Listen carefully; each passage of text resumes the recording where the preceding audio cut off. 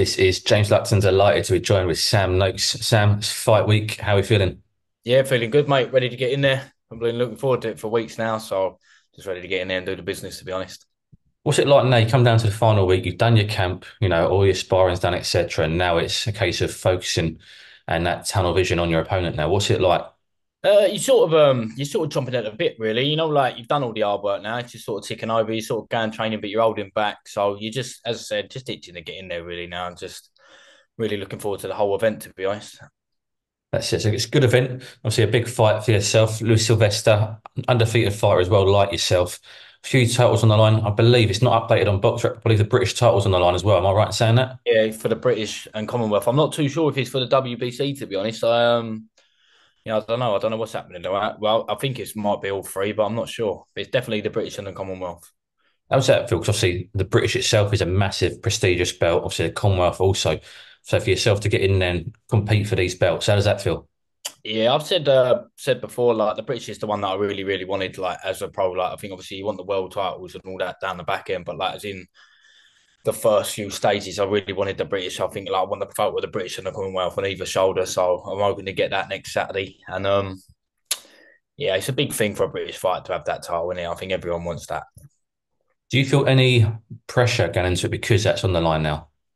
I think yeah, added pressure, but sort of in a good way because it makes you sort of tunnel in a bit more. You're focused a bit more. I mean, it's good, like, but that's what we're in boxing for these big fights. So I don't feel as in oh my god, it's for the British title. Do you know what I'm saying? Like more excited for it for that reason.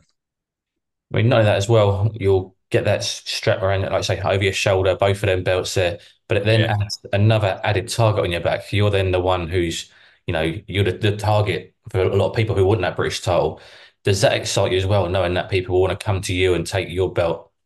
Yeah, of course it does. I mean, that means there's just bigger fights around the corner, isn't it? I mean, this is like the first of the big ones, really, for a big year. Hopefully, I'm hoping to have a big 2024, leading into an even bigger 2025. What's the plan with the British title? Let's say you win that. Are you looking to defend it outright? Are you looking to move on from it straight away on to the next step, bigger and better things? Or is it just a case of fight by fight and see what comes up? I think it's a case of fight by fight, really, and then as you say, just see what comes up. I mean, I don't know what's going to be happening in the back end of the year. You don't know what opportunity is going to arise. So I don't really have a strict plan, but just keep winning. That's the main goal. One thing I'm sure you're hoping for in 2024 is that Mark Chamberlain fight. It's something that Frank Warren has promised. He has said he will deliver that fight this year. He's obviously got a big fight out in Saudi with Gavin Gwynn. First of all, the fact he's fighting in Saudi, does that frustrate you at all seeing him going out? And obviously, he must be getting paid probably a bit more than what he would be normally for his biggest payday. Now, listen, I'm happy. I'm happy getting the British. To be honest, I've got the British and the Commonwealth. I'm not unhappy.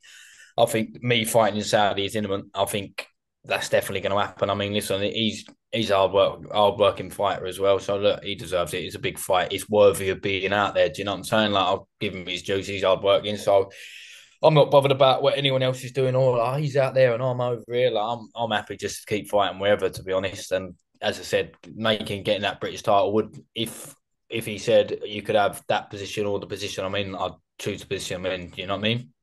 Absolutely. Say Frank wants that fight to happen between the two of you. How much do you want that fight to happen between the two of you? I think that listen, we're both the beauty of that is we both want it anyway, so it's definitely going to happen. It ain't going to be like it's just before when we spoke about it previously, like however many years ago, it didn't really make sense. But we got to a stage in the career where it makes sense and it'd be brilliant for the fans to put on. So listen, I'm ready to go. To be honest, Let's look at the worst case scenario for Mark. Let's say Gavin Green beats him next month, I think it is. What then? Is that fight still a fight you want, or is that now then put back a little bit longer and it's got to then make uh, sense if he does take a loss? well, I mean, obviously, if he loses it, it makes more sense for me to fight Gwyn, and then obviously Chamberlain to go back, regroup, and then go again, and then maybe probably a little bit of a delay on that fight, but you're going to want the winner of that fight, aren't you? Really, do you know what I mean? So, but we'll see who comes through it. Well, that was my next question. Will Gavin Gwynn come the target if he wins that? Yeah, I think so. I think obviously whoever wins that is who I'm going to want to fight. You know what I mean? So, and if you ask me my prediction, I'm on the fence. I can see both outcomes coming as easy as the other one. To be honest, it all comes down to how Gwyn holds Chamberlain's left hand. I think, but we shall see. It's a good fight. Frank's done well with that. It's a very good fight. It is a good fight. Does that excite you a bit more because let's say you do get the winner, whoever it may be? because this is such a good fight, it's only going to make your fight with her, it may be even bigger and better. It's going to be massive. The winner of that is that's what I'm saying. It's going to be a big year, and I'm excited for it. Talk to me about your knockout ratio or knockout power. Obviously, not many people can do what you're doing at the minute as a pro. Do you get an added pressure to look, or not look for the knockout, but to deliver the knockout? I think it's always in the back of my head. I think it's always going to be. It's in the back of every fighter's head anyway. This is what I say. You know, they always give you that generic response, but oh, I'm not going to go looking for it. But if it comes, it comes.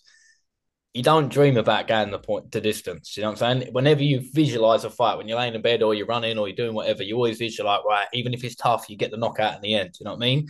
So I think everyone sort of has that added pressure. I think just for me personally, where it's like I've done 12 now, I'd like to do 13 really, and then just keep it going. Do you know what I mean? Catch up Beterbiev or something like that. That'd be unreal. Imagine that. Decent on it. Do you say everyone does look for it? You certainly want that knockout when you're fighting. When you do land that knockout punch, do you know straight away he's not getting back up, or he ain't don't want to know more of this? I think you can see through body language. I think even like for me anyway, I can see when someone's not like enjoying it. They show signs of distress and things like that. And then obviously when I see that, then I'll just capitalize on it. Because I personally, I've only had probably one maybe highlight real knockout. Do you know what I mean? I'm more of a just get on them really. But TKO king, you know. But I think once you see them signs, and it starts gives me a bit more. Oh, I can see that he's not liking this, or I can hear him breathing heavy, or I can see he's looking for ways out. Then I'll just capitalize on that and go in for the kill. Really, Have you always had that instinct, like a shark smelling blood sort of thing, going straight for it?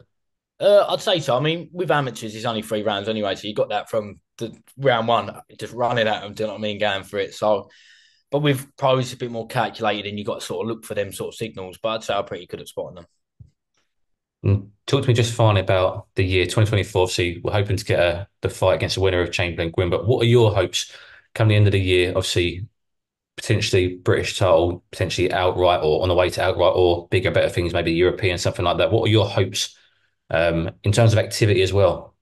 Well, I think obviously I'd like to be as active as I possibly can, and definitely have the British by the end of the year. But obviously, if Gwyn Chamberlain for the European and then fight them, I'd be like, it'd be nice to be the British and European champions. You know what I mean? I think the main goal is just finish undefeated, and then that puts me in a very good position for next year.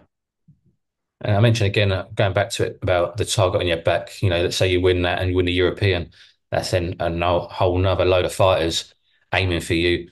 Good. Uh, Again, I mean, it seems like it does excite you. It seems like something that you really want and The you want thing to is, fight. there's bigger fights there, and it's just easier to make. Like, obviously, you got the target in the back, but then that geezer wants to fight you rather than having to look around for opponents and try and do that. Then the fights are already there for you. So I welcome on. You pleased with the way your career's gone so far and the way that Frank's guided you?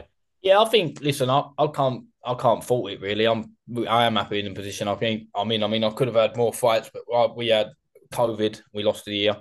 I've lost fights because I had COVID, and then but I mean, listen, to be 12 and 0, 12 KOs, WBC silver champion, silver international champion, and then the Commonwealth champion, and then fighting for the British ain't bad.